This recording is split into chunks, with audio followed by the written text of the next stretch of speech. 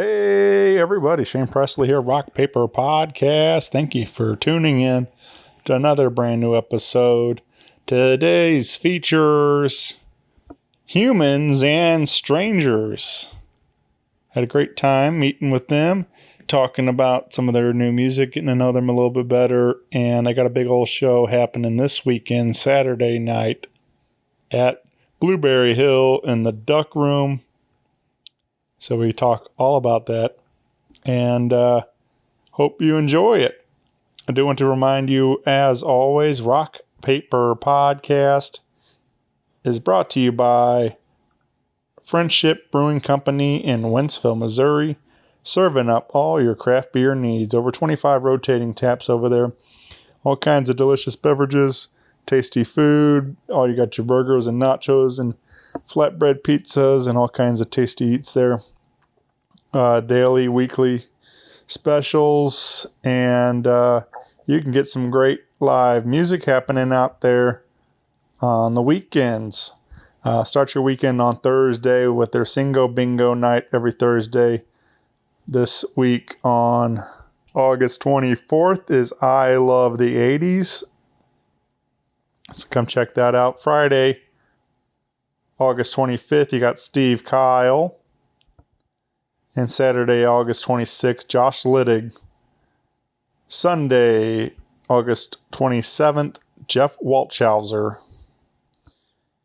And you can find their full beer menu, food menu, and concert calendar at friendshipbrewingcompany.com. Follow along with them on Facebook and Instagram for more details. And come check out their brand new Friendship Brewing Fly High location out in Flint Hill, Missouri, just outside of Wentzville there. You can get the same great beers. You can see the beers being brewed right there. They got a big stage now for the bands to play. They got a big patio, plenty of great food. Check out the new Fly High kitchen and all new menu. And you can get some live music this weekend on Friday, August 25th. You can catch Mickey Scott out there at Fly High, and Saturday, August 26th, Terrence Wafer. Again, plug in with them on Facebook, Instagram, friendshipbrewingcompany.com. And if you need anything from me, feel free to reach out, Facebook, Instagram. You can find all things at rockpaperpodcast.com. Hit me up on the email at rockpaperpodcast@gmail.com. I would love to hear from you. And with that out of the way, sit back, relax, enjoy a brand new episode with humans and strangers. Podcast is kind of like it's like a radio show that's not on the radio. It's on the internet. Does that make sense? Uh-huh. Yeah. That's also like my mom. It makes it sound more confusing, doesn't it? It sounds like this. Hey, this is Humans and Strangers. I'm Jonah Presley. I do lead vocals and play rhythm guitar. Tony Dykstra here, play lead guitar for Humans and Strangers. Grant Zadlow, I play the drums. And we're just missing Baby Dan. Yeah, and you're listening to Rock Paper Podcast. Rock Paper Podcast. Scissors beat paper, paper covers rock. Rock beats scissors, Shane covers non-stop. Never know what new kind of guest that he's got coming at you. Live and direct on the spot, could be rock, folk, country, or hip-hop, jazz. All kind of folks that he has. Could be an artist or a comedian to make you laugh on the Rock Paper Podcast. Double-decker fudge round, rolling round town. Shane coming at you live and direct from ground zero. He's your hero, he's your bestie. Rock Paper Podcast with Shane Presley.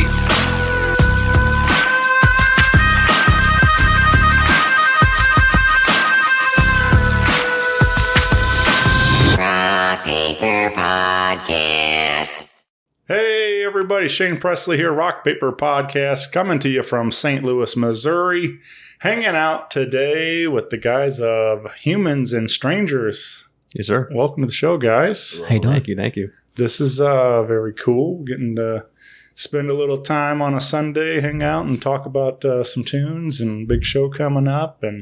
But this is our first time getting to meet, and it's kind of what's fun about this show for me, and I probably start most all of them this way, or quite a bit of them. That's what I love about this show is it continues to introduce me to folks making music in our town and getting to meet all kinds of people. Definitely. And so I'm glad we were able to make this happen today. Absolutely, man. I appreciate you coming. Appreciate it. So I know just through the internet, I've been following along with you guys for a little while. I know I keep an eye on a lot of calendars, so I see, who's playing where and what's going on and stuff. And I've been following along. But like I said, it's our first time really getting to sit down and get to meet and talk about all this stuff. So I guess can we go back to the early days of how this project got started? Tell me, you fill me in on a little bit of the backstory. Yeah. Me and Tony met first through some mutual friends. Long time ago. Yeah. I was like 21, I think. 29 now, next month. Yeah. So it was quite a while ago. Yeah. Yep. And it's through some mutual friends, and we had a original bassist, my friend Luke, and a singer named Bo, and that was the original band, and we called ourselves the Humans. Then we found out that name is taken, so we had to adjust, and we took about a year off, and then got back together. Bo left to pursue film. He went to school in KC to learn film, and I believe he teaches film at a Wentzville High School. I think he might be at Timberland. Timberland? Maybe. Yeah. Yeah. I haven't talked to him in a while. So he pursued his own passion, and then we were looking for a bassist. This is about 2017. We were living with our friend Luke at this house all together and throwing a lot of parties, and it was a wild and interesting time for sure. And for a while it was me and Tony just kind of jamming together and looking for a bassist. We come to find out that my best friend Ben, I had mentioned before, who lived with us. Yeah, who knew we were looking for a bassist for probably a year. Yeah, probably like a while. He's just like, oh yeah, my little brother plays bass. I'm like, why don't we bring him by? Yeah. And then so he's like 17 at this time. All right. Fucking So that's why we Dan, call him dude. Baby Dan. And he was a really gifted player, and he liked jamming. He liked the kind of music we were playing, and kind of worked out from there. And then I moved to a different house in St. Peter's with Ben and his girlfriend, and we just kind of were like an instrumental band, like a trio for a while, looking for a singer, and for a while. And That's probably probably about till the beginning of, or maybe mid 2018, beginning of 2018. We were jamming for a solid year, if not more. It was cold when I met you guys. Yeah. I think It was probably like okay. October, November-ish of 2018. It was always Okay. cold in that basement, though. I almost feel like it was this summer. That's how my memory goes. I don't- man, It's dude, hard to say, but Well, I was drinking Jonah a lot kind of back came then. about the same way Dan did, because Right. Ruth, after some time of knowing we were looking for a singer, was just like, oh, my friend Kayla's husband is a singer. but if I remember right, you were traveling for your job. Yeah. Yeah, I was traveling a lot, and then I think it was one day my wife was friends with Ruth, which was his roommate at the time, and Ben, they were dating at the time. And I think I had came over with Kayla one time. Well, And I I was think- talking to Ruth, and you guys were about to have band practice or something, but we ended up having to leave. Okay. And Ruth was like, "Oh, you should like She told go me about jam." you. Yeah, like she's like, "Yeah, my roommate he plays drums, and Uh-huh. they play like older rock music and stuff that you'd probably be interested in if you ever want to get together." And then like she told you about me, and then I think we talked. We all three looked up your SoundCloud in my Yeah. car, and we were all like, "Yeah, no, that's good. Yeah, he's good. Perfect. That's perfect." and then we so I drove to think your it came house. over one of those. I think it was Thursdays or Tuesday at that time. I don't remember what day you guys were going at the time, and kind of Mhm. got Cold down winter there. night. I think we brought over my stuff. It was awkward at first for sure, like because I don't know who the fuck these three people are. All right. Sure. Um, There's always a little awkwardness. I was nervous as hell to come hang out. Until we started playing music. Yeah, it was. I was real nervous, man, as you do, like just being a new. We were more nervous. Yeah, new just so you know. situation. And I don't know you guys at all. And then Yeah. we show up and you guys are like jamming. I come down in the basement, do my introductions, and you guys start playing, dude, and it was just like one of those moments where you're like, holy shit, okay, this is it. Like, this is the group of guys I need to be around all the time. And we hung out, played for about an hour or so, and then it was the first night we wrote. Very first night. I think we banged out, what was it? 2 songs. Dying and Wasted Dying Time. and Wasted Time, the first night we ever hung out. Wow. Those are both recordings we It have was out a now. special moment, man. Like, Yeah, it was no, just- totally. I mean, the one of chemistry those- was there from the start. Yeah. And I was definitely very confident after that night. Like, oh, okay, we can be a band. Yeah. For sure. What 5-6 years later? We're still 5 years here. later. 5 years we're later. here, yeah. 2023, here we are. Yes, sir. Yeah, I think that's something I'm pretty, I guess, envious or jealous of musicians like that have that. Like, you know, just like it's like an unspoken, you know, bond. They can just start jamming, and you know, you watch different people just jump up on it with some other band they never played with, but they know enough about music. They can, you know, play along with the song, and they figure it out on the fly, and all these different things like that, where you can see like people like there's no communication. It's all through the music, and they can do that kind of stuff. And like, I don't know, it's just always something I really admire about people that play. Like, it's just cool to see, especially as me as just a fan. I'm, you know, I don't have that ability, so it's like, man, it's just cool to see. I was going to ask if you played anything. Yeah, I've played like, and now I think it was like middle school. I went out for the school band and didn't go well, and Been there. and I went. I think like, and it was one of those kind of situations. Like all my friends were kind of doing it, so I was just like, I'll give it a try. And yeah, I think he basically at the time, I think we had to like pick between band or gym class or whatever, you know, some kind of like or something like that. And then he was like, well, either you have to try really hard or you can go back to gym class. And I was like, all right, I'll see you later. And like, but so I was much better off in sports, and so did pretty well there. But so I don't know. It just playing has never really been something I excelled at. I don't know that I really properly tried. I probably never really applied myself to like learning an instrument at all, but it's something I really enjoy. You know, as music's a huge part of my life. I'm guessing you've had the passion for music pretty much your whole life. Yeah, definitely been like, I mean, my parents got me hooked on records and stuff years ago. So music's definitely been a big part of my life, just not as far as playing it. So Gotcha. but maybe someday. Yeah. I talk about it a lot on It's this never show. too late, man. I talk about a lot, like how songwriting and a lot of things I'm passionate about. It'd be fun to apply it and get out there and, you know, try to do something with it one of these days. But even if I don't know that I'll ever see myself like sitting on a stage playing guitar and singing to my songs or anything, but I think it'd be fun to write and have somebody else record a song or something I wrote. So I think that would be cool. We'll record you. Yeah. I just Write some shit, man. We'll put it out. Right. Yeah. Yeah. So I joke about it a lot. I've got, you know, enough friends around town to make all this stuff happen. So I just gotta, you know, put it into paper and make it happen. What instrument would you try out? I don't know. I've always like thought about too, like my dad used to play harmonica when we were young. Like that was like his thing.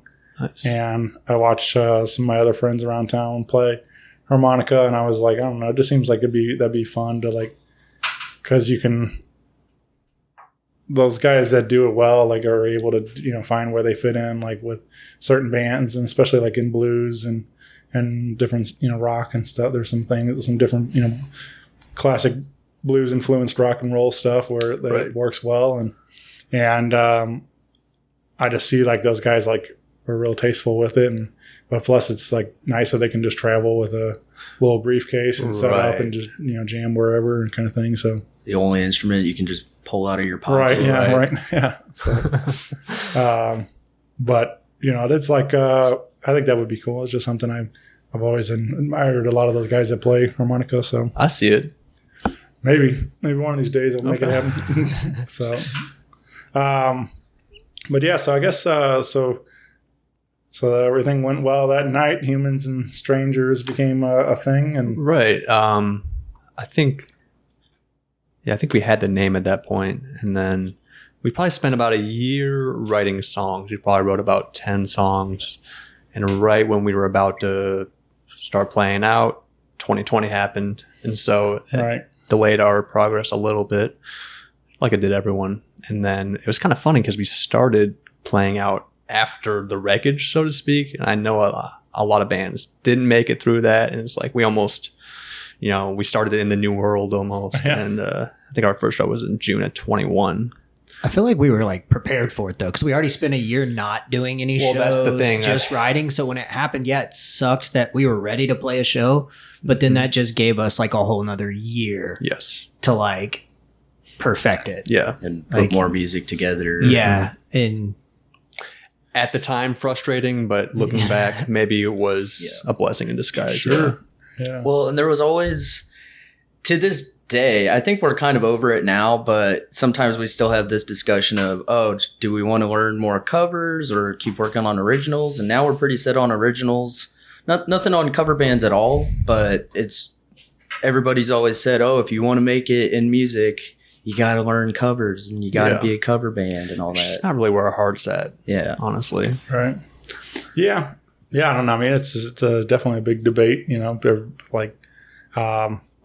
it seems like friends of mine that are like working musicians that are like, making it by just playing music, that are not, on major labels touring and all this kind of stuff.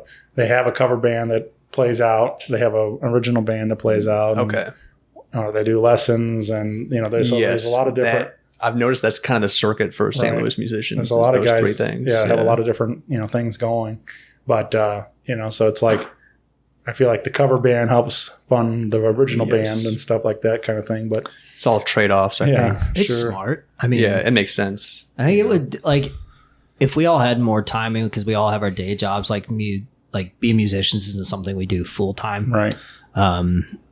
But I think if we all had that time, that would probably be something we would. I think if we met a lot younger, we would have had that sort of choice. But we kind of already had careers, or at least we were in school, and we were kind of working towards that anyways. And just how it works out, Sure.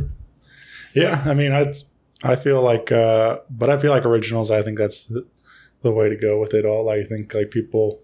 You find your audience and people really appreciate it. But this town is definitely like people love cover bands. They love like the songs that they were, playing when they were in school or kind of thing. It's like the nostalgia, I guess, and everything else. But they, so I don't know. I enjoy those songs too, but I also love discovering a great new band for the first time and hearing something that I never heard before. So. It's definitely more of a struggle as like an original band, I feel like, to get more shows like more regularly, because people are just looking for a lot of like 2.5 to 3 hour sets, which is cool. Like, and we've done those before, but with half a set being covers. Yeah. Right? And I mean, as much as it's been a struggle to like find the places, like I think it's made us more determined as a band. Right. We just step up and like get more shows and put out more original music. I'm just doubling down on the original music. Yeah. Like I said, that's where our heart's at. And it's almost like painful learning these covers. Yeah. We like these songs and everything, but it's just became like we were doing something people told us what we should do. Mm-hmm. And then we kind of had a realization that there's not really any rule book here and we can kind of just do what we want to do. So, well, that was my thing from day one. Like before I met these guys, I've been playing music since I was about 13, like shows and stuff since I was that age. And that's all I was ever in was cover bands. Like I'd be playing 4-hour sets 3 nights a week, just constantly like hammering down new songs. And I just got to the point where like, for me personally, like playing, 4 hours of covers, I just started to realize like, I didn't want music to turn into a job per se. Like it was very draining and I just didn't love what I was doing anymore. That's when I met these guys. I was like, I don't really want to, like, I'm cool with covers every now and then, but like, I want to really focus on original music. And we kind of all just had that agreement really from the beginning. You play your cover gigs when you need the money to like you were saying, to front the original stuff. And I mean, that is how we ended up getting all our records that we have out now made. And wouldn't take it back for anything, but definitely original path is where we want. Yeah, man. Well, let's excuse me. Let's talk about one of those originals. And you guys said this is maybe one of your biggest songs still to date, but this from your first EP and the song's called "Love on You." Yes. And this one that immediately jumped out to me too. Like, and so you saying that it's one of your most popular, I made sense because like it was the one when I first listened through, I was like, it's catchy. It gets stuck in your head. It's got all the things that you're looking for, and for as like far as like wanting to replay it and put it keep it on repeat kind of thing. And it's got all those little pieces that make you want to do that. So thank you. It's a fun song to sing. Appreciate you saying that, man. I think our Tony wrote that one. Yeah. So that song came about because I was in a relationship at this time where it was sort of unclear if we were going to move further with the relationship or not. And so it was this whole thing of like, why don't you figure it out? Trying to figure out how to make a relationship work with this person, and it wasn't really coming together. So it was frustrating. So the song kind of came about out of that frustration, but that's one of the great things about music is when you have those complicated emotions that you don't really know how to direct it, then I think that kind of thing comes out through music. That specific thing is pretty relatable to damn near everybody. Yeah, man. Which I hope that's why people enjoy the song. Maybe they can find something that helps 100%. them through a similar situation.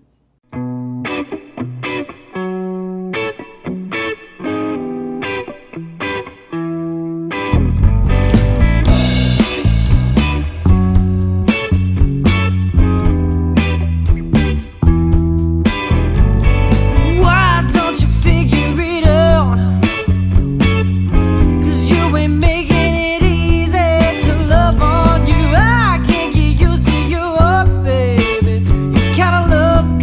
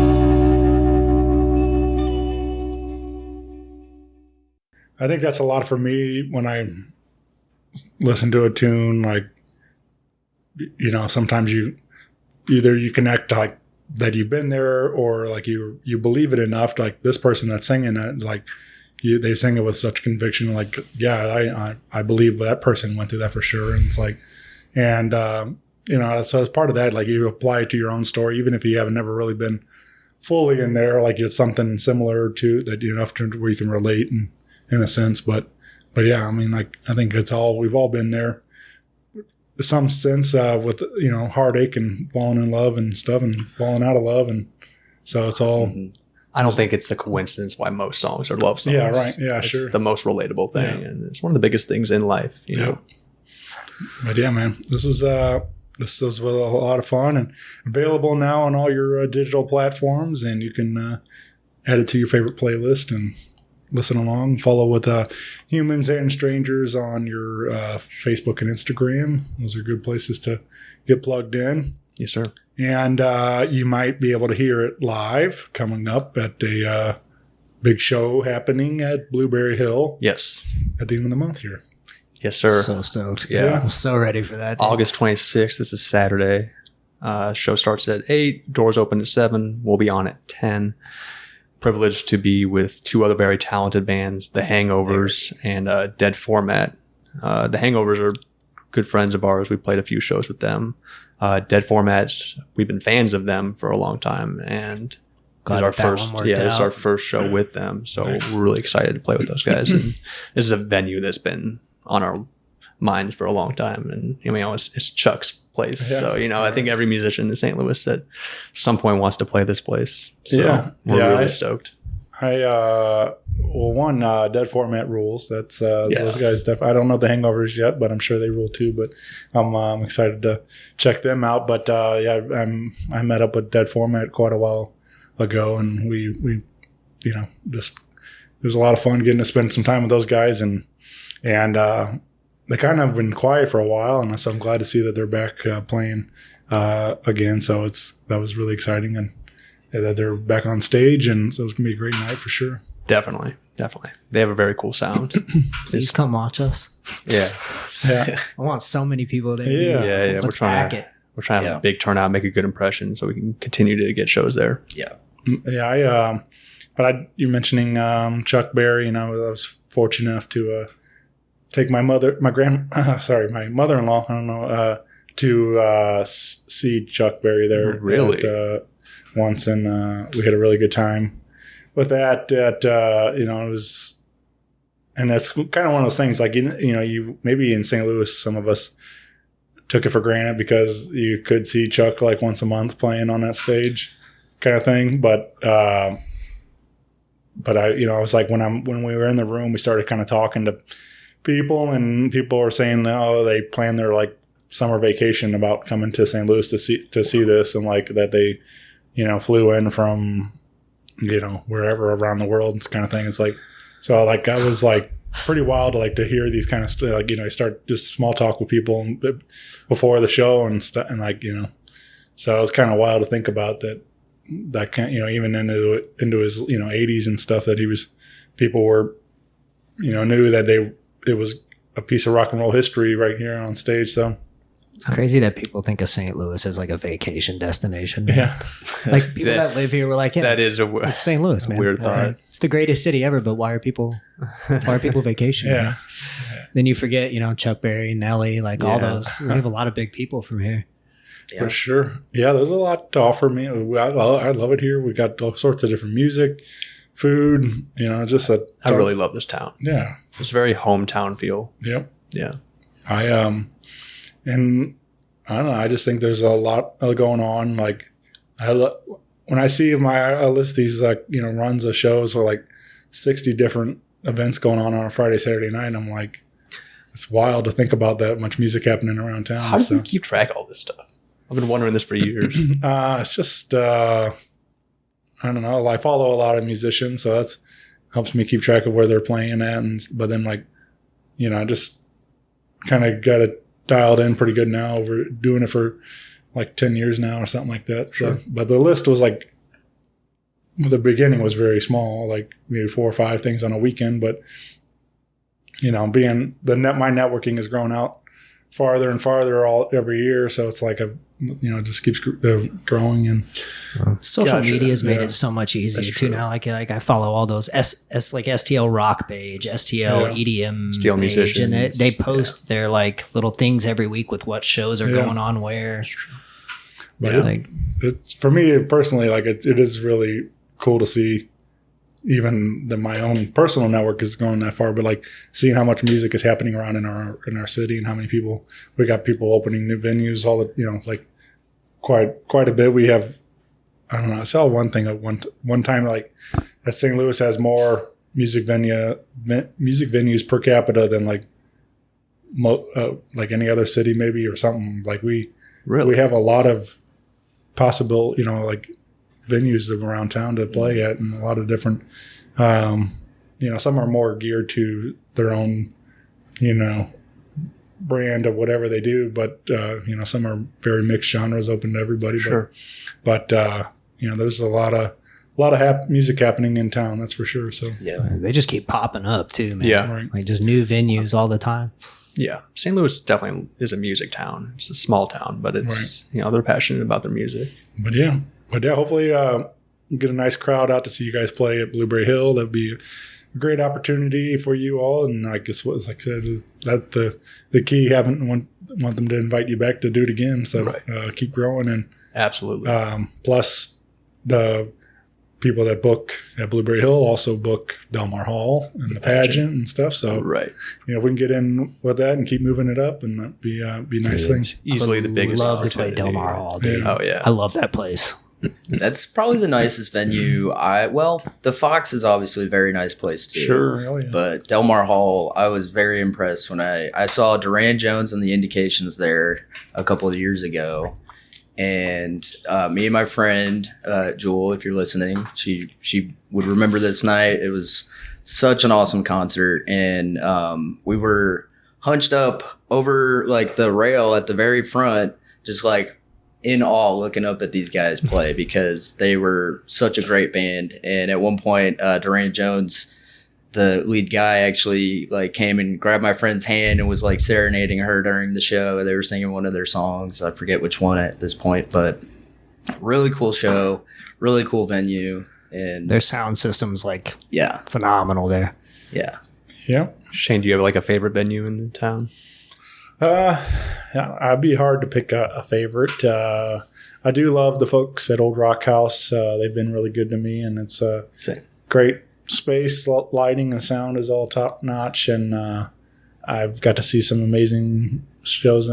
That's kind of more my speed. These like smaller, intimate kind of settings, and but I've been fortunate enough to host a couple of various events over there, and just always a lot of fun at Old Rock House for me. So yeah, I like that place a lot. Yeah, it was a cool time playing there. Yeah. We have they kind of have the best of both worlds, because it does have that small venue feel, but then there's this whole upstairs where, I mean, we just saw Aaron Cam and the One Drops there, and there's probably 300 people in there. Yeah. I didn't even realize that was possible. Pretty much everybody was downstairs. That thing, man. It was amazing. It gets packed, that guy, shout out Aaron Cam, man. That guy is probably my favorite show. Aaron Cam, we want to play a show with you, man. Yeah. Aaron Cam, we want to play a show with you. Our email is humansandstrangers@gmail.com. My number's not. I'm just kidding. Yeah. Yeah, that was the first time I saw the upstairs at that venue, and it was I loved it. Really cool space. Yeah, definitely. Yeah. I've been following Aaron Cam for quite a while. As a big part as I took a job working at Broadway Oyster Bar, and that was a big reason why. I was there all the time anyway, so might as well get paid to be there. And so but my first night I worked was Aaron Cam and the One Drops on Thursday night. And then, they packed out, sold out show pretty much. And then the second night I worked was like Saturday, and it was Andy Frasco.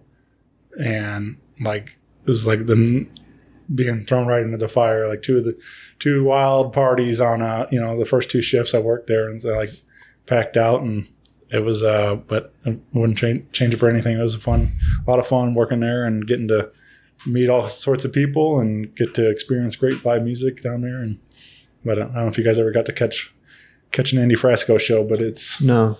highly entertaining. He's another. I'll check it out. Yeah. He's a good party for sure. Yeah, he played Summer Camp Music Festival last year, and we were supposed to go check him out. I guess had people with video cameras going around asking if they wanted to like show their tits on stage and stuff. Come up to Kayla and I while we were just walking through the middle of the like cutting through back to go to our tents, and he's like, "Hey, you want to come be on stage with Andy Frasco and take your top off?" We're like, "What?" Yeah, dude. yeah, sure. of course. We'll be back later. And we ended up catching another band, but yeah, he had a huge crowd. Wow. Like, I watched at Oyster Bar. You know, it's a small place, but he like stage dive off the stage, and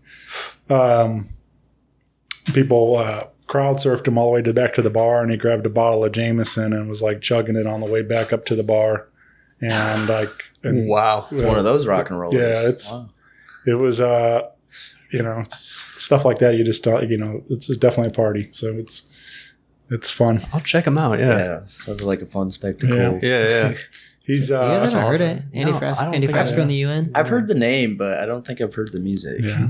He's a pretty big artist, man. And they're coming to Music at the Intersection here in September. So if you want to go see them live, they might be able to see them there. Sweet. Yeah. I'm definitely going to check them out. Yeah. I love a good party. Yeah. Where's Music at the Intersection again? That'll be Grand Center. I guess they're shutting. I'm not sure exactly how they're doing that. I think they're shutting off the streets and stuff, but something like that. But it's all somewhere in that area. I haven't been in the past yet, so I don't know exactly how they do that. But it's somewhere in that area. It's all the Kranzbergs putting it all on. So it's like it's all around around the Fox there and all that area. So I think some stages are indoor, some I think is going to be outside and stuff. So September? Yeah, 9, 10, 11 I think it is. So 10, I 11. think that's the weekend. Okay. But yeah, big. I'll have to check it out. It's hearing it's a about it good every year. variety of music, and you know, a lot of there's quite a few of our locals getting some nice attention on there too. So it's a good mix of national talent and local, and Good deal. so yeah, it be. I know in years past, like they had a bunch of my favorites, like J.J. Gray and Mofro and Gary Clark Jr. and you know, a lot of different stuff like that. And then this year, I know there's, you know, quite a array of music, like all sorts of different stuff happening. But so I can't even think of who's all there now this year, but it's going to be a good party for sure. I'm sure to check it out this It's year. nice to see, like I said, again, these national talents coming in, playing these festivals and putting our locals right next to their names. And 100%. you know, getting them the spotlight too. So Yeah, There's you so like to see many that. talented musicians in St. Louis. Oh, there really that are is. just slept Yeah. on, man. right. Definitely. It's Yeah. crazy.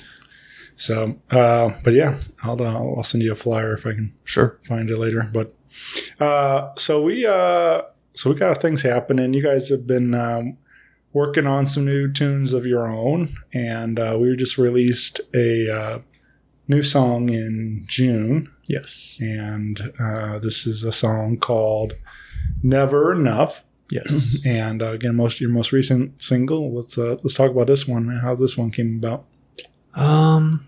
Dude. Wanted to Who write a wrote- funk song. Who wrote Yeah. that one, though? I wrote those lyrics. Yeah, and then Yeah. I think we were down in were we here? This when we was wrote this, or we were was at when we were this still at your when we were- parents' house. Oh yes, Yeah. shout out, Mama P, dude. Yeah. Yeah, we were at my parents' house, and hey, you had those lyrics already written Mhm. out, and then we didn't have any sort of idea what we wanted to do, and I was playing guitar. We were just talking, and I was like, how I do all the time. I get so distracted. They'll be talking, and I'm just like over here like, what's this next part we're gonna write? Mm. And I just started going do do do do do do, and they all kind of looked over and they're like, "What's that?" And I was like, "I don't know, man. I just made it up." And then That's how a lot of our songs come about, yeah, by that's the way. all the Yeah. time.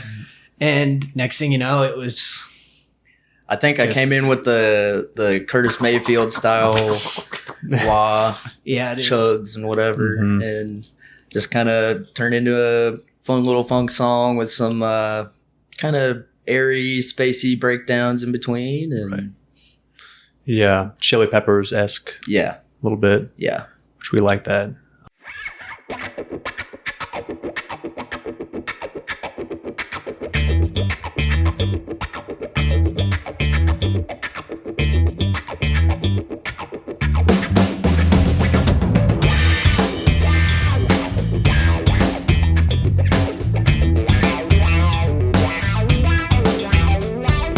Lonely man at the edge of the world, can you see me? Can you see me now? Ain't got much to lose, so I'm on my way. Everybody looking like a friend or foe. Tell me something that I need to know. Never really cared much what them people say.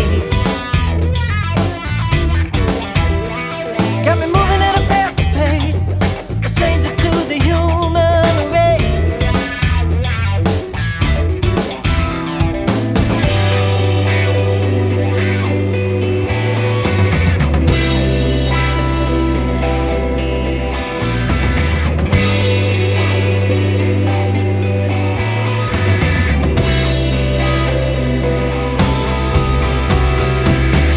Everybody's always asking me what to do with this catastrophe.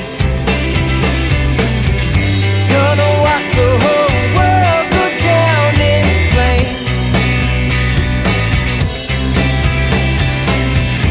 Nothing really means that much. It's worth it, fine, I don't need that crutch.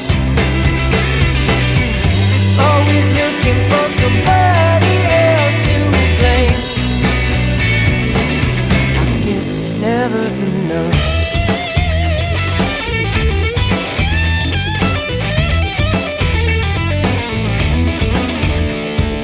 Beautiful girl on the side of the road, can you see me? Can you see yourself? Cigarette in hand, girl, you better look both ways. All she needs is a reason to breathe. She don't need nothing, that's what she believes. Gonna get real high just like them good old days. Take her to a better place, now she's gone, won't leave a trace. So baby girl, just I wish you stayed.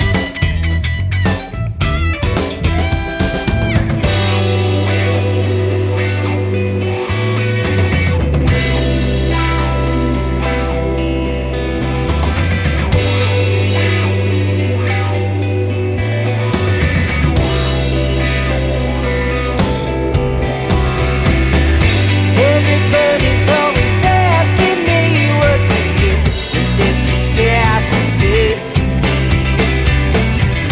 Gonna watch the whole world go down in flames. Nothing really means that much. Things work fine, I don't need that crutch. Always looking for somebody else to blame. I guess it's never enough.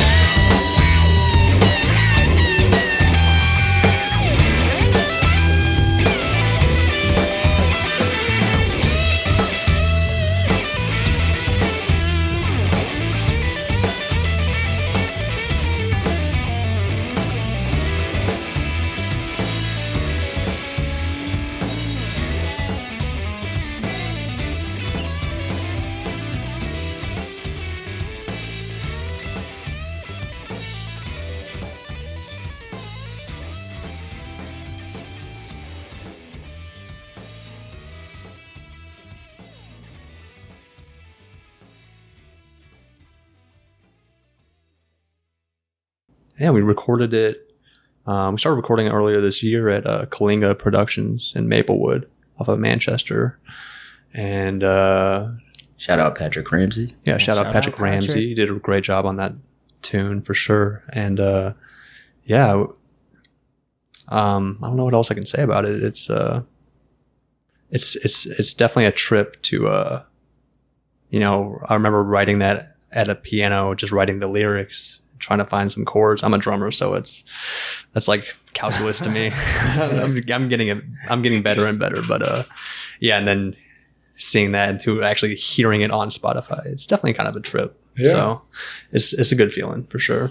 Yeah, man. That I do like your guys' sound a lot. Like there is a, like I said, a little bit of funk coming through, a little bit of blues, a little rock. Like you guys do a good job of mixing a lot of stuff together. So it's fun to offer a lot of variety in your sound. Thank you. Yeah. Yeah, we all come from like very different musical backgrounds, Right. for sure. It's like, it's a genre bending kind of thing we like to do. Yeah. We don't like to be boxed into anything and just kind of like that's what definitely gives us our unique Yeah. sound is like we don't really know what genre to put ourselves Sure. in. I guess if you had to be like really rough with it, just like rock, I guess, just in that one indie category. rock, whatever that means. But like he comes from a rap background, you come from like more of like an older styled Blues rock and and soul and blues. stuff, yeah. I'm like a pop fanatic, dude. I love Oh, pop yeah. music. It's like my guilty pleasure. Yeah. But that and like indie music, and then you got Dan, who's just all over the place, man. Like Dan's really the avant-garde of the group. yeah. Yeah. Honestly, he has very eclectic music taste, and Man loves his funk though. Yeah. and He does love jazz. his Dan. He has a very sophisticated palette, I would say, Yeah. for sure. But I feel like definitely when we write, we tend to. I know I fall into that tendency of trying to write like poppy melodies. Mhm. Most of the time when we write a song, though, like if he writes a song, he'll already have like a melody in mind, and then I'll take that and then kind of like give my own little spin to it. But I feel like that's definitely where we get some of our uniqueness from, is from like all of our different backgrounds, and then it comes together and just makes this fucking it's what makes the whole sound Makes what it the is. sound, Yeah. man. It's Yep. like putting a puzzle together, trying to fit Right. all the different genres into something that makes sense Right. and doesn't sound like just a uncohesive. Is uncohesive or incohesive? I don't know, man. Sounds that don't stick together well. I didn't graduate college. Yeah, and it's I didn't. it's I dropped out. it's fun though, because when we come to a conclusion with a song that we're satisfied with, then we have a lot of fun playing it, and every time we write a new song, it becomes like our new favorite. Right. Until we write more songs, and then those songs get kind of left behind. Not left behind, but we just grow and grow, and Yeah. Oh, and there's so many times none of them actually get. It's so what is yeah. it? Incohesive. They don't come together and they just get shelved. All right. We've And had that so happens. many of those. Yeah.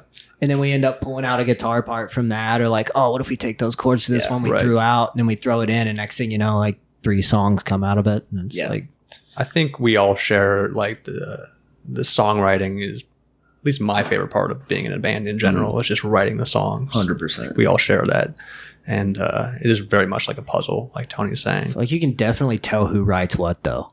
I don't At least know. with we us. can. Like if you put I was all just of our, talking about this like if we never yeah. showed anybody, like if you brought 3, I brought 3, you brought 3, and we put them in a pile and mixed them up, like Oh yeah, I could. we tell would be who's able to whose. tell who Yeah, wrote what. Like for sure. it's Lyrically, crazy. yeah. Yeah, lyric wise, like you definitely can tell who Yeah. wrote what song.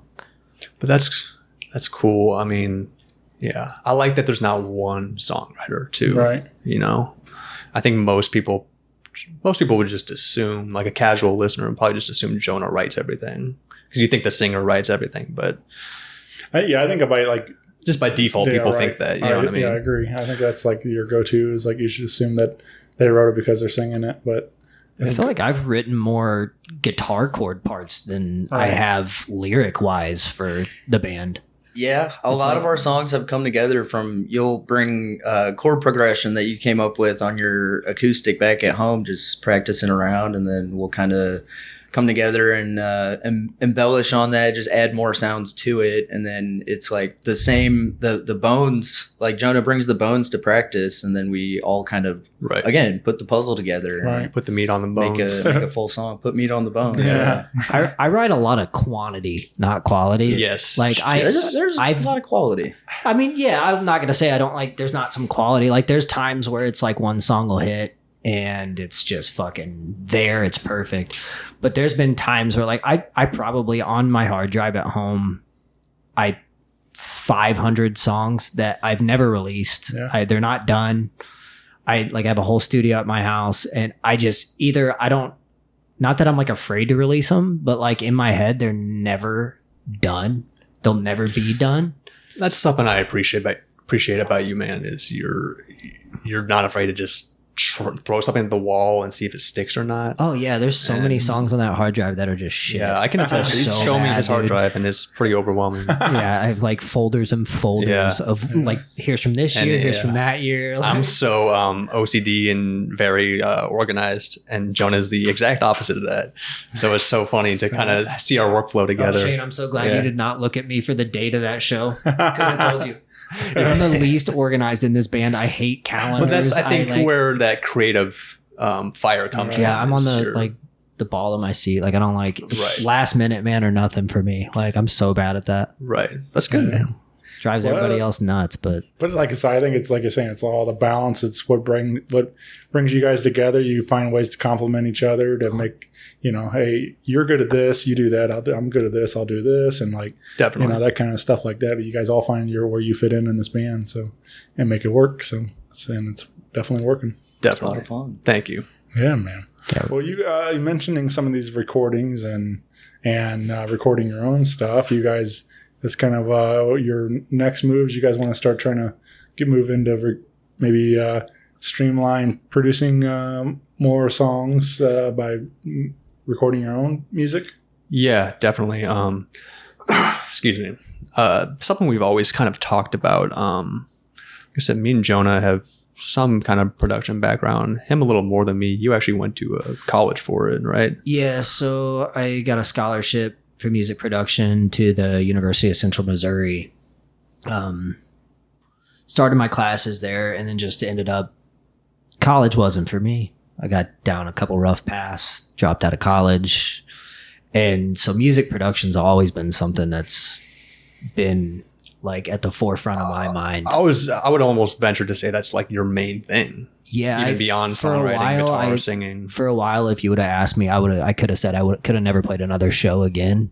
Yeah, and just recorded every day, and it would have been perfect for me. I'm like a studio guy, dude. I live for that. He's a studio rat. He's the definition of it.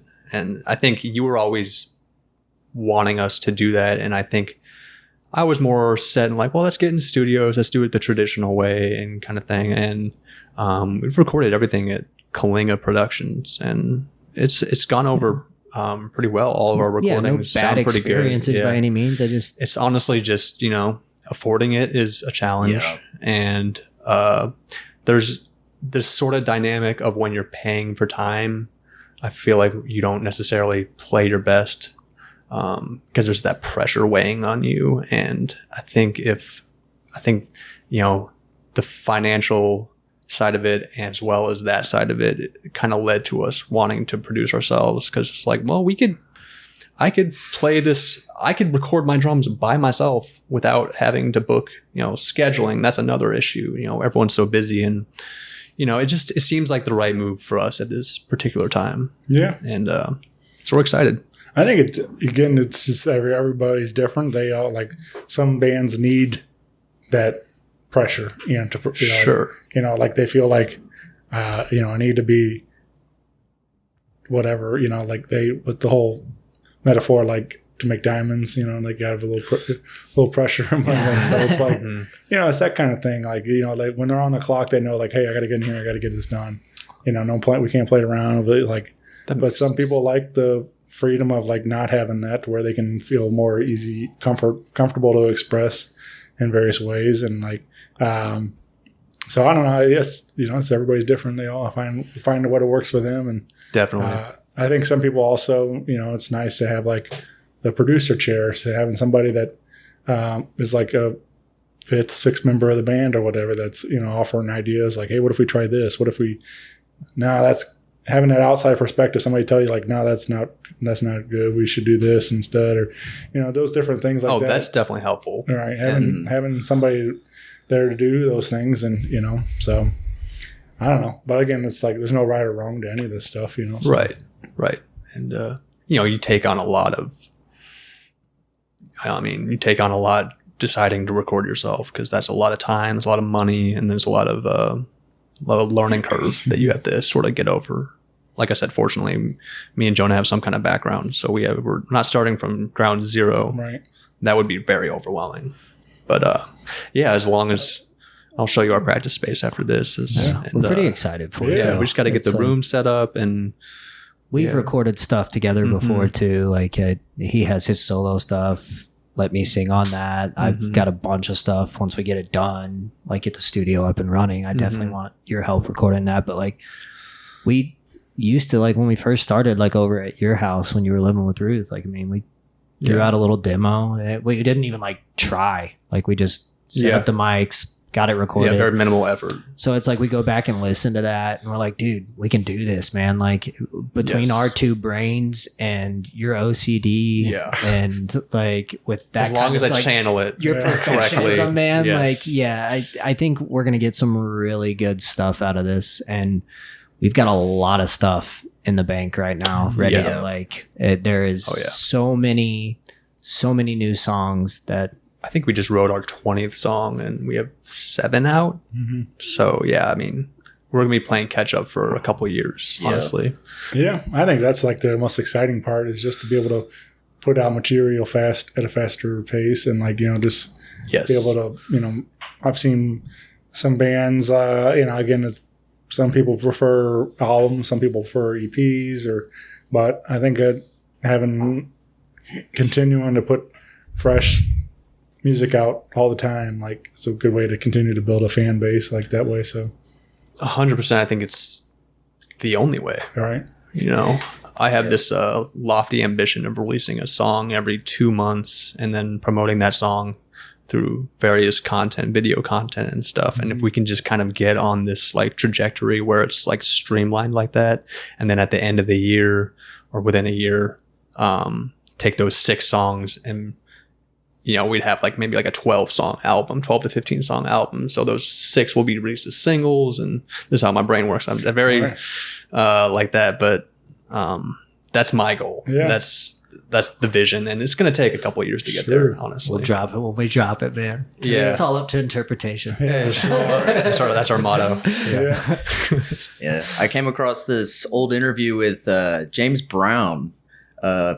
I forget when I was watching this, but he was kind of talking about this idea of studio, like going into a studio versus kind of self-producing, and talking about how like there's some people that they just have this creativity where they kind of need to channel it while it comes through. And so those are the kind of people that almost need to have their own studio at their disposal. They need that structure. Yeah. And just be able to hop in there anytime, whenever it comes about, and just bring it into being. I think with us too, like with recording ourselves, all the responsibility is on us. So yeah, we like, it's less pressure because we're in the studio, but there is more pressure on us. Oh yeah. And it's like, if something gets messed up, like it's our fault. Like there's nobody else to like not get mad at, but like nothing else to correct but stuff from our end. Yes. And I think that's going to drive us more, and having full like creative, no rushing, like you mess up, hey, redo the take. I don't care if it takes 3 hours. Time is on our side. Time is, there's no time is money aspect. It's the initial investment of getting the gear, and then after that, it's complete creative, 100% creative control in our hands. We're such perfectionists is the problem, and like we basically have to record ourselves to channel that correctly. And I feel like nobody will be able to ever like fully give us what we want. It's almost like in our heads too. Like it's like if we didn't have our hands on the wheels, like we're not going to be totally satisfied. So we can't have a time limit, man. We're too picky, dude. Yeah. Something's always not missing, but like there's always just something more. There's always that what if feeling. Yeah. So yeah, but I would I mean, not that I don't know anything, but I feel like I would also argue like sometimes like trying to make it perfect, you take what was fun about it. You know, like it becomes where it's like nobody's ever gonna have a perfect take or whatever. You know, it's like it's gonna become sterile to where it's like, you know, you take the feeling out of whatever was there originally. So there's a balance to this for sure. There's a toxic end of the other side of the spectrum for sure. So we could get the stuff and it'll be months before we even get one song recorded. Yeah. It's definitely going to be a learning curve, like Sure. with getting your basement set up to where we want it as a studio, mic placement, where your drums are going to sound best in the room. And it'll be continue to be a learning process forever. Yeah. And Well, I'm excited about the, like I said, having, getting some fresh new tunes out there and see what you guys can do, man. It's fun to think about for Thanks, sure. man. Yeah. So stoked. yeah. So we got, again, August 26th at Blueberry Hill Duck Room. Tickets available right now via Ticketmaster. Ticketmaster. Or if you want to save the service fees, you can hit the box office there at Blueberry Hill and come join us and have a good time. And again, we got our friends, the Hangovers and Dead Format on that bill. So it's going to be a great night of some music. And but I guess I got a couple questions to get your guys' take on some of these. And these are always kind of fun for me to. All right, say we got our Humans and Strangers action figures coming out. What would you guys like to see as your 3 accessories to go with your individual characters? Tony's first. Oh, You got your guitar, I would imagine. I mean, whatever I'm wearing that day, I guess works for me. Yeah. I'd probably pick my Strat. I want my Strat on my action figure, and Yeah. just kind of, I don't know, doing whatever. Do you have like a dream one or a certain one that you'd always thought about? A dream action figure Right now as a guitar to go with it. Like, personally, we were just kind of talking about this the other day about like what kind of gear, like dream gear and all this kind of stuff. If money was no object, and the kind of stuff we would get. And I really, really like the big like Gibson hollow body ES335 type stuff, like kind of guitar that B.B. King played or Chuck Berry. And I like those guitars, but normally I like the look of Stratocasters a little bit more because it's just like that iconic Hendrix thing where it's just like kind of a slim looking guitar. They're a lot heavier than they look, but slim looking guitar, just Classic. classic look. And that's, if I was going to put one on my action figure, that's what I would pick. right. Yeah. Anything else you think of? Is there another accessory you'd like? Like a book, probably. Oh, Tony's a big reader. Yeah, maybe I'll just sit on a stack of books. That'll be my stool. Perfect. Works for Putting your me. Strat on a stack of books. Yeah, That why is your not? action figure for sure. Sure. I like that. Tony's the professor. Yeah. He'll tell you anything about Well, if you don't history. say a fucking cup of coffee in your hand. Oh, I was going to say that. Like, that's the you beat me first to thing it. You got a cup of coffee and my drumsticks and I don't know, some fresh shoes probably. Yeah. Some Jordans or some Nikes or something like that. There you go. Yeah. Bro, my guy's rocking shorts. Always above the knee Yes. shorts. Always. Flat bill for Yeah. sure. Like I'm always wearing my Vans. Anything Vans, put it on my action figure. Same. Vans, please reach out for a sponsorship. Yeah. And then just a pocket full of random guitar picks, dude. Because I'm so bad about guitar picks, dude. Like if I need to keep just like one pocket full of them, because I'll buy a pack. I literally bought a pack the other day before practice. I've already lost them.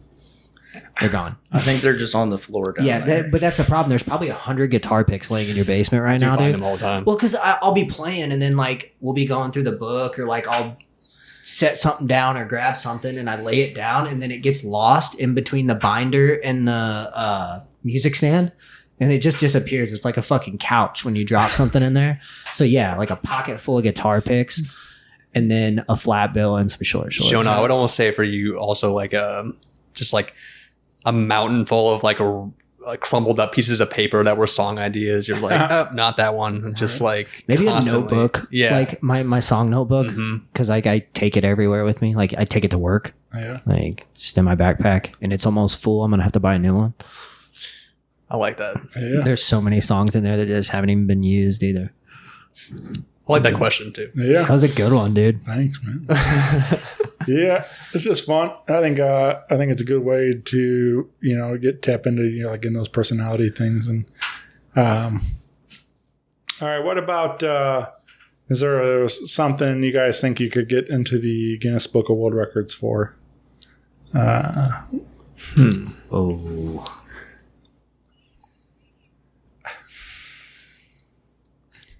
Best procrastinators of all time. Yeah. dude, that's not you though. Oh, I know. Who would be the Us procrastinator? as a group. Are you guys talking about me? No. As a group. Yeah, we get sidetracked for sure. Right. I'm not very talented at anything, dude.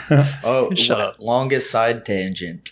That's kind of what I'm saying. Oh, is yeah, side dude, tangent. we are Yes. bad. We get distracted really That's bad. what I mean.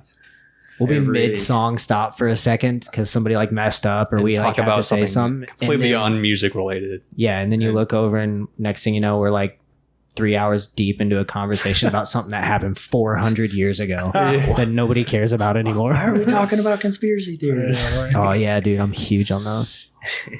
What's your favorite? Oh, we We probably were just shouldn't. talking about this before you came over. We're like, guys, no conspiracy theories on the podcast. I go down rabbit holes, man. It's bad to where like I believe everything now. Like I like some of the funnier ones, like, there's like, I like watching a lot of movies and stuff, and there's one that like about like Kevin McAllister grew up to be Jigsaw. Like From Home Alone. yeah, like it was like the same. He perfected the traps, and he finally got like. Oh, I get it. Stuff like that. Like I'm like that's possible. I like they replace celebrities with clones. Like Kanye West is a clone of himself now. It's like, Right. dude, what? Eminem.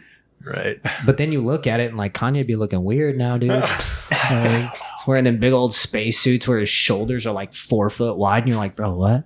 And he's like 4 inches taller than he was before. Like, It's fashion. Yeah. It's fashion. it's fashion. The UFOs have hit a cultural peak, I would say, these days. Yeah, it seems a little What fishy are because they trying to distract us That's from? exactly What's the right. next big That's world the real event? conspiracy. Yeah. All right. See, that's why I said it's dangerous going down the conspiracy. Yeah, we're gonna- I've watched them all, We'll man. break our Guinness World Record for longest side tangent. All right. Yes, we will. And then you'll get your longest podcast. 6 hours of conspiracy theories that nobody wants to hear about. We're setting 2 records. What about a dream duet or collaboration? Is there a certain artist or somebody you guys think of that would As a be- band? As a band, yeah, maybe. Do they have to be living? I mean, anything's possible now. Backseat Lovers. Backseat. Lovers. I would love to do a song with Backseat Lovers. Those guys are cool. They're fucking amazing live. If you haven't seen them, go check them out. I think with AI technology, we could probably make anybody Michael Jackson. happy Michael now. Jackson. I want a hee on our track. Just a, Are you gonna say Hendrix? What's that? Are you gonna say Hendrix? No, I was thinking Stevie Wonder, actually. Oh, that would be that cool. would be freaking cool, dude. Well, he's still alive, so Yeah. we got that. I love that. I love Stevie Wonder. Speaking of the AI, though, like I don't know if you guys have gone down that on the YouTube or anything, but there's like a lot of various AI songs that people have like. I don't know how they even get the idea, how they figure out it works, but it makes me laugh. But like, there's one that I really enjoy with it's Hank Hill singing "Big Iron," and it's perfect. And there's like. There's one with Eric Cartman and Kenny singing somebody that I used to know from Dude, OTAs. Cartman's Nice. all over the place right now. Yeah. Cartman and SpongeBob are the Right. big AI That makes ones. sense because they do so many musicals. Dude, they have a lot to. somebody dropped this draw from. AI one of SpongeBob talking about jellyfishing. Don't mess with me while I'm jellyfishing. I think I've heard that. It's good. I think you I showed showed me you that, yeah. My son's obsessed with it. Yeah, it's But great. I mean, I don't know how that works, but like, it's pretty scary that they can just recreate. It kind of scares me for like the music industry. Though. Right. Like, what's gonna happen, dude? Like, I'm not too worried I don't because they know, have to man. draw from real music. Did you hear about that McDonald's that just opened up where it's like there's no employees, it's ran by machines? Yeah, look, if businesses and stuff want to use AI music for whatever content they need music for, like, go ahead. But I think there's still going to be a hunger for original music. I will say, like, though, it might like give you an idea of what like an artist that's passed, like they go back and pull their voice and then like write new, like, so like with Bob Dylan, he had the Basement Tapes, and they went, they actually did a documentary, and they had, I think it was Marcus Mumford from Mumford & Sons and like a bunch of other big musicians came in, and they took all the songs that were never recorded when he went to the cabin to do the Basement Tapes, and they took it, wrote their own interpretation with his lyrics, and then they came in a big studio and all recorded it. They did this huge, like, I think it was like a 2-hour like movie on it. And I think that kind of stuff with like AI will be kind of cool, like taking like musicians that have passed or something and like taking lyrics that they never finished to, like look at Mac Miller or something, like with AI now. Also my answer for Dream Collab. Rest in peace. Dude, yeah. R.I.P. Mac, dude. Mac on the keys singing. Oh, man. But like taking his lyrics or something and like you have AI to like replicate his voice and go ahead and dropping what it would sound like. That would be kind of cool. Yeah. I don't want to think of AI as the enemy or any new technology. Once you start fighting like all the bands that were fighting Napster and streaming when it first came out, it's like it's a losing battle. You might as well just jump on board. My impression of AI, just since over the last year, it's become one of the most talked about things, but it just seems like everybody is just messing with it. Like everybody's messing with it. They're doing it to make memes and jokes, and they're making all these random AI generated ads and pictures and stuff. I haven't heard much of the AI generated music. Like I've heard they're doing that where they're replicating people's voices and stuff. Some of it's pretty cool, dude. I would imagine it. I mean, it's an interesting idea, but I don't know how AI would replicate instruments and stuff like that. Like, would they have to plug it into an instrument, or would they just take samples and at that point they're just sampling and constructing it into a song? It would be more like pop electronic type of thing, I would assume. I'm sure they could do anything, but I really do believe that there's a human element in music, and that's not like people need that, and people aren't going to. People aren't, maybe if like little kids would like AI music, but I think once you grow, like you want an actual artist to connect to, and maybe I'm biased as an artist saying that, but that's my take on AI. That's the way we want it to be. Maybe that's just how I want it to be. Yeah. I just hope we get like a nice animatronic band that starts to come tour and like, dude, like they bring back the Chuck E. Cheese robot band, dude. Like it was all these robots are taking our jobs. Yeah, they should. All they got to do is buy up all the old Chuck E. Cheese. All right. Dancing fucking gosh. rats and Chuck shit. E. Cheese? Yeah, because you know when you went to Chuck E. Cheese, like they had those concerts at Chuck E. Cheese and it was just Chucky with like a guitar just going. That place always creeped me out. Yeah. Cursed. Dude, they should just core grab memories. Yeah. At the Rat Casino. Yeah. Curse core. That's what concerts are going to be like one day, man. Can't wait. Jeez. All right. Speaking of movie, Bob Dylan movie and stuff, what would you guys like to see? Say the day comes along, we'll get the Humans and Strangers biopic. Who would you guys like to see cast to play you in the movie? You guys maybe. I'm so bad with these questions. Yeah. Like I don't have my the celebrity imagination look like, for it. I was at a Blues game one time, I was on a Jumbotron, and my celebrity lookalike was Andy Samberg. I feel like he might play a good me. Andy Samberg? Yeah. It popped up. It was like my hair was real long at the time, but it was popped up, and it did look exactly like Adam Driver, actually. I could see that. Yeah. Adam Driver? You got similar hair right now, at least. I mean, he's a great actor for sure. Mm-hmm. I don't know, dude. I think Andy Samberg would be fun. Yeah. Sigourney Weaver, dude. That's who I want to play me. Yeah. She's a badass actress. I think she would pull me off. I'd like to be played by somebody of the opposite sex. I think it would be kind of cool. I think that would work. Yeah, for sure. For sure. I don't know. That's a tough question, man. What about these I'm guys? racking my brain. I need someone to answer for me, I feel like.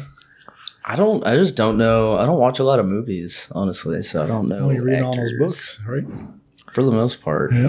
I mean, I more recently started getting into movies and just watching what they have on Netflix. I like Westerns a lot for some reason. Probably just because I like that part of American history. Just Have you the watched old Westworld West? on HBO? No, I don't think I have. There's Western. That's why I asked. It's a good show. I'll have to check it out. It's a really I'm good trying show. to think of who Tony looks like. I can't. You kind of have a unique look. It is very, That's dude. well, and it's like I guess that's whenever people answer a question like this, it's who do they look the most like? Pretty And much, that's, I guess. Like I just don't have enough faces in my. I'll take Timothy head to- Chalamet. Or is that how Oh, to pronounce that's a his good last one. name? That's a good one for you. I feel Yeah, like he yeah. would fucking kill it. Yeah, as that's me. a good one for sure. Oh man, dude. who's like a That's blonde tough. actor? Who's Like- baby? Who's Baby Dan though? We got to figure out Baby Dan. That's got to be the like.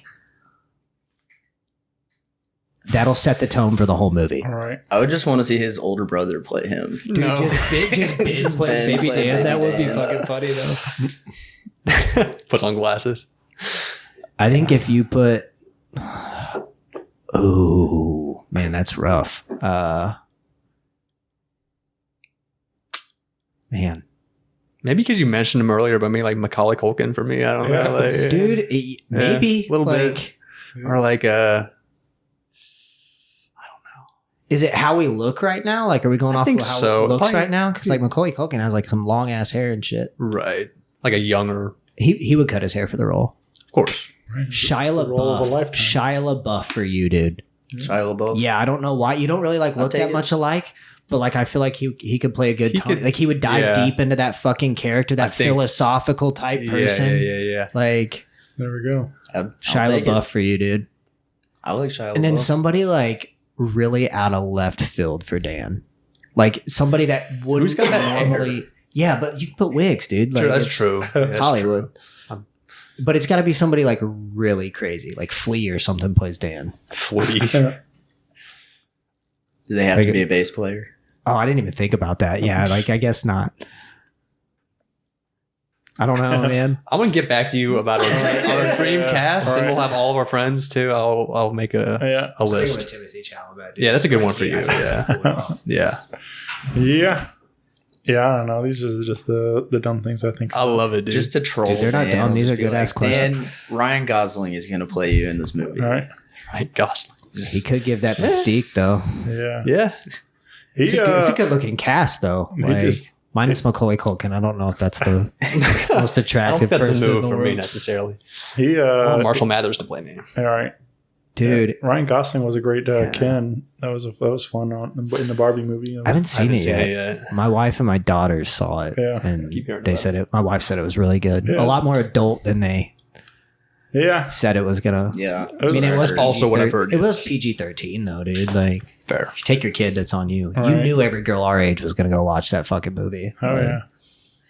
Yeah, it was fun. It was a lot of especially like maybe the first half an hour. Like there's a lot of laughs. Like it's just really kind of funny as it's coming together and stuff. Like the whole Barbie world and stuff. So Did you do the Barbie Oppenheimer double feature? no, I haven't done Oppenheimer yet. Barbenheimer. Yeah, That was a good movie. yeah. Did you see it? Definitely check Yeah. Yeah, I want to see that one. It's pretty good. Yeah. That's who should play you in a movie. The lead Cillian guy Murphy? Yeah. Cillian Murphy would play him pretty well. Oh yeah, dude. I think I'm a little too And give Shia to get Shia LaBeouf to Baby Dan, because Shia Yes, LaBeouf 100%. would kill Baby Dan. 100%. He would do so good as that. We've That's already- it, dude. we're already Cillian recasting Murphy them. is you. Cillian Murphy is Tony Dykstra. I see it though. I do see it. Are we an action movie or like a comedy or It's like, like a biopic. It's like a Yeah. drama. we doing a biopic? Yeah, Okay, there's got to be comedy in there though, because we're we'll make it fun. some funny guys. Not really. Yeah. the scene in that movie where we do this podcast is going to be the longest scene. In Can't the wait. Who would you pick to play you during our podcast? I don't know. Maybe I'll play myself. Maybe Yes. make a cameo. That would be that would be good. That would be good. Be a good way to I promote like the these types of podcast. questions. These types of questions are cool. I always love these types of questions in interviews. Like they're really just out there questions. Like Yeah. everybody gets to what's next for your music? What's this? But nobody ever like, what's your porn star name? Like, Well, there goes that question. That was my next one. But Oh, was it? yeah. Tongue daddy. Tongue daddy. Oh my gosh. No, I did one of those like when I was in high school, the name generators, and it was Dottie Crooked Stick. It was like, yeah, maybe if I like. I was, thought I like, recognized you.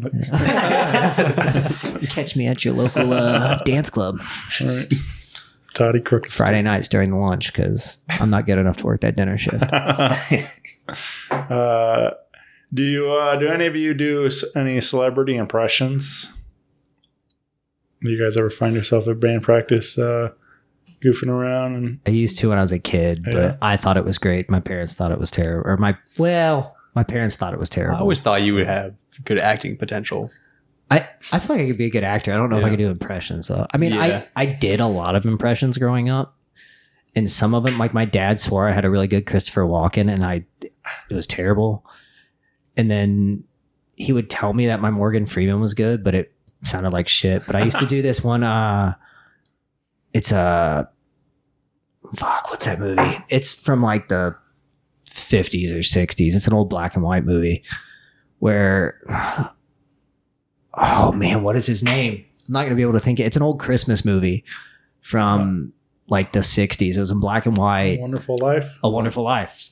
That's what it was. Yeah. And I used to swear I could do the You Want the Moon, Mary? Yeah. And I always swore I could do it. And I swore it was so good. And my parents, to this day, I do it every Christmas. And they're like, it's the worst fucking impression. Your I've parents ever did not done." want you to be an actor. No, dude, they shot. stifled They it. would, I don't know Yeah. why. They want me to be a musician, but they won't let me be an That actor. was a mistake. Yeah, fucking mistake, dude. Both I'm are mistakes, so honestly. good at acting. Yeah. Yeah, I can't do any impressions though. Like, I have nothing for you, well Shane. enough to like Right. attempt one right now. Yeah. Well, there's really only a handful of actors and actresses that are impressionable enough to where people want to do impressions of them. Right. Where I it's feel like just they- walk-ins, like everybody does a walk-in Yeah. of some sort. Like, Yeah. it's like- Walk-in, Morgan Freeman, I guess Trump. Yeah. That's one Trump that I or see a Obama. lot, That's what I was yeah. thinking. Yeah. All right. Yeah, they Jordan Peele does a good Obama. That one's Yeah. funny. He does. Don't sleep on Barry O. That's pretty good. And this is a good podcast here, and I just wanted to say thank you to our friend Shane here, and that's all I got. Probably like one of my fucking favorite like comedy skits though. Don't sleep on Barry Oak. yeah. All right, so Jordan Peele is playing Grant. Yes. Dude, that would be funny. All right. Let's what about the your guys' strangest fears? Any of you guys have any strange fears that anything come to mind? I'm 31 years old and I'm still afraid of the dark. Yeah. Dude, don't Really? laugh. I'm dead ass serious, dude. Sorry. Not all the time, but like if I'm home alone, dude, and that's probably partially due to a time alone when I was not in the right state of mind by myself and I had a bad experience. But now like being at home and if it's too dark, dude, like that, or you ever like go to walk up the stairs still at this age, then you're just like boom, and you like run up the stairs as fast as you fucking can because you feel like something's right behind you. Every time. That's me, The dude. thing almost got me. I'm afraid of an unfulfilled life. Yeah. That's such a strange fear to have. That's not a. Well, I feel like that's a fear for everybody, for sure. Right. It's that existential fear that nobody likes to talk Talking about. about like, I think he's more talking about like you're afraid of shoelaces or something. Oh, I see. Like obscure fears. Yeah. I don't think so. Yeah. Yeah, So I guess mine wasn't strange either. I've got pretty conventional fears. Mild claustrophobia. Almost think I might have some slight agoraphobia lately. Like I just Crowds. crowds. Yeah, I mean, if you're at a bar, then you drink enough, and it doesn't bother you. But at the same time, it's just like All right. I feel like we're all kind of I just get homebodies. stressed out. Like we're all like home. I mean, definitely me and you, since like we don't really like go out. And Dan. Dan too, yeah. You're probably the most extroverted. You're the most. So I'm good once we get there. Right. Once we get there, I'm social as shit. you're hard to get but it's out of the getting me house, out of the right. house. But like, I also have like I'm married with 3 kids, so like me getting out of the house, I'd rather be home. When you said the dark, reminded me of I work for the school system, and like one of our old buildings like they don't have like all the like most of the newer buildings all have the safety lighting and everything now. So it's like every third light just stays on, when you turn the lights off. So there's always lights on. Yeah. But this building is built forever ago. I forget when, but they don't have any of that. So like the only lights was like the exit light at the end of the hall. Oh, shit's creepy, dude. And in this, but I don't know if Big red light. Yeah. I don't know if like it was like, but you had to like turn off lights here, and then I had to like walk through the dark down to, and it's like, of course, there's like not windows in this hall or anything. So there's no like zero light. All I could see was the red exit sign. And I had to like walk holding my hand on the wall, like to know where I was going, like because it like curved also. And I was like, but you couldn't put your hand in front of your face and see anything. Like it was so pitch black in there. And I was like, that's like when it was like a little trippy, like your mind starts messing with you that something's going to happen in there. Yeah, I work in like sewers and stuff for a living, and there will be times like we're down like 100 foot underneath the ground in a pipe that you could drive an 18-wheeler down, and we'll be in there, and like you'll have your flashlight. You're about 2,000 feet walking in this line, pulling some rope, and that flashlight starts blinking because it's going dead, and all you see is like 3,000 feet away is this little tiny white light. And your flashlight goes dead, and you got to walk the rest of that with no light whatsoever. Or you've got to try to find your extra battery for your light in your, like, reach down in your waders, trying to dig out this battery in the pitch black to switch them out. Hopefully you don't drop it, because then your boss bitches at you for a $300 battery from Milwaukee. And yeah, so... I'm 31, still afraid of the dark. Leave me alone. Now that you talk about it like that, I would say caves is I don't like caves. Yeah. Pretty afraid of caves. I'm cool with caves as long as I don't have to like pull that bullshit that you see where like people are laying on their stomach like squeezing through, and they're obviously too fucking big to go through that hole, and it's like, why are you doing this? Like, you want to die today? Like, you hear those stories of like people going cave diving and stuff, and you like see the Chilean hole. miners. Yeah, you like see the hole they went in, and you're like, no wonder they fucking died, dude. Like, it's the hole the size of a basketball. Like, how did you even get in there? Right. Like, but they do, when man. the earth decides to just start, like, the rocks start falling, and I'm not an adrenaline junkie by any means. I don't even like flying, dude. Yeah. Like flying, I'll have a panic attack. Probably would too. I have a lot of legitimate fears. They're not strange. They're just straight. Right. It's a little strange that I'm 31 and still afraid of the dark, but like, it could be worse. Sure. What do you guys think is next for the band? I mean, do we have, obviously we talked about more new music coming soon and things, but do you guys foresee this as something that we'd like to tour with, or do like, what's the next move you think, like going forward rest of the year and stuff? Like, we've been talking about wanting to tour for we definitely want to 2 or 3 years now. We've talked a good amount more recently about touring more regional. I mean, we'd be down to go pretty much anywhere in all reality, but yeah, keeping it a little more regional, like the state of Missouri, Columbia, Kansas City, Springfield, maybe a little over to Illinois. Yeah, maybe it'd be cool to play the show in Chicago. Yeah. And I mean, Hangovers and some other friends that we have, they're all from Illinois, so they know the circuit around there. It's definitely something we want to do, but it's more of like finding getting it set up and then finding the time that all of us can take off, because we all have full-time jobs. Yeah, sure. So like a real tour, you're talking about months. I mean, we wouldn't be able to do that until we know that we're going to make the amount of money to support our mortgages and kids. Yeah, we know right now that's not a feasible thing. So I think like some weekends runs, like that's where we're going to start for sure. And hitting like some colleges, like Columbia or I'd love to play like the Blue Note and stuff like that. Hit some college towns and like you just need to find those connections. Right. Yeah. I think that's been our hardest part, is finding the connections we need to like get into I feel like we hit up so many people to play so many shows, and I get everybody's busy. Like, I mean, people are running businesses. Right, and they also get hit up by a ton. And a lot of people like really didn't clap back from that pandemic quite yet. Like some people are still like in that clap back stage. And yeah.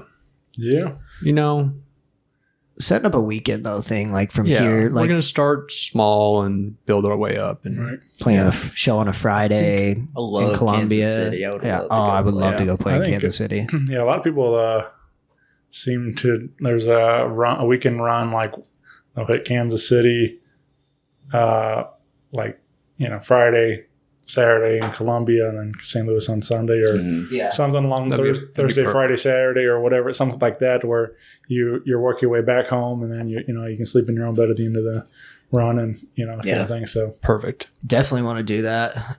We just got to find, I think, like a band or two from each town to get a show together. Like have them put the show up, just have us come through, play it, get it set up in the right spot. It'd be cool to play a show out at the lake. yeah. Yeah. What, like the Ozarks? Yeah, they only have. I've never heard of original bands doing that, and the only music venues they have, they're like the big, They're like the Ozark huge stages, Amphitheater. like Shady Gators and Horny Toads. Oh, they have the Ozark Amphitheater, and that's where I Right. saw. I think it was with my wife one time. It was a cool ass show, but I think it was a Pink Floyd cover band. Was it El Monstero? No, it wasn't. Oh, I saw El yeah. Monstero I at saw Shady El Gators Monstero. last summer. That was awesome. It may have been El Monstero. I don't really remember though, dude. I was Which- drinking a lot back then. If I did want to be in a cover band, it would have to be something like El Monstero, just because like they're one of those cover bands that are so good where it's just like if I can't play my favorite music that well, then I just don't even want to attempt because they put on such a great show. Yeah, It's that's- crazy. It's pretty wild. They're into it, man. Helicopters. Yeah. Like I think I'd rather be in a strippers. tribute band than a cover band. Right? They're not a Yeah. cover Well, it's band; kind it's of a tribute how band. what's the Grateful Dead? Swag. No, not the Swag.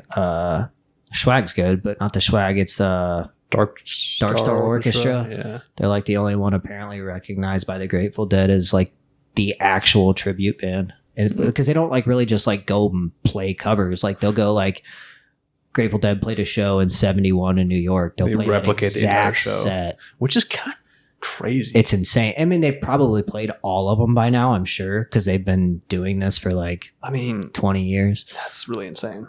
But yeah, my dad went to college with one of the drummers and I went and saw a show of theirs one time, and they were freaking phenomenal. Wow. Like, I think our mindset right now is get the recording and content going. I think maybe touring would happen next year. drop a couple music videos. Yeah. We've been talking about doing that. I think, if you gain a following throughout the country, that gives you the ability to tour. I mean, we could start. There's no rule book, right? But Right. I think that's where our main motivation well, these is. days, social media is so important. We're trying to get our Like, socials it's- up. We've got to for get sure. try to get better at posting more content. We have a TikTok now. Please follow us on TikTok. Yeah. Yeah, TikTok. Yeah, social is probably the most. I feel like that's where a lot of our mental efforts are being focused more recently. Just trying to figure out what kind of content we want to put Right. on social media and the best way to go about it, and also getting the proper equipment so that we can make quality content. Because I mean, it is like you said, Jonah. It's very important for music today to You get to basically have no people, like- choice but to be a mini filmmaker as Yeah, a musician. everything's you have to online be- now, man. It's a Yeah. second job. For Yeah. sure. Or third job if you're That's already fine. in a band. Also, learning the different platforms and what is what works on which platform. Yeah, they all kind of have their own culture in a Yes, way. 100%. Yeah. Well, yeah, man. I'm sure we'll get plenty of footage from the Blueberry Hill show for the TikTok and Instagram and all that kind of stuff. So hopefully that'll give you some new content to share around. And, and we'll have like I said, some great tunes from 3 local original bands, and Definitely. and it's gonna be a great night out there at Blueberry Hill. So come out and party with us, and but yeah, follow along with these guys on your socials and get plugged in. But I appreciate you guys spending some time with me today and hanging out For doing sure, man. this. Man. Absolutely. It was great Appreciate you coming by, man. hang, Yeah. So It's been great. I will. I'll see you on the 26th then. Sounds good. Oh yeah, Yeah. man. Appreciate it. Awesome. Yeah, cool. All right. Thanks, guys. Thanks, Shane. Thank you. Bye, everyone. Later.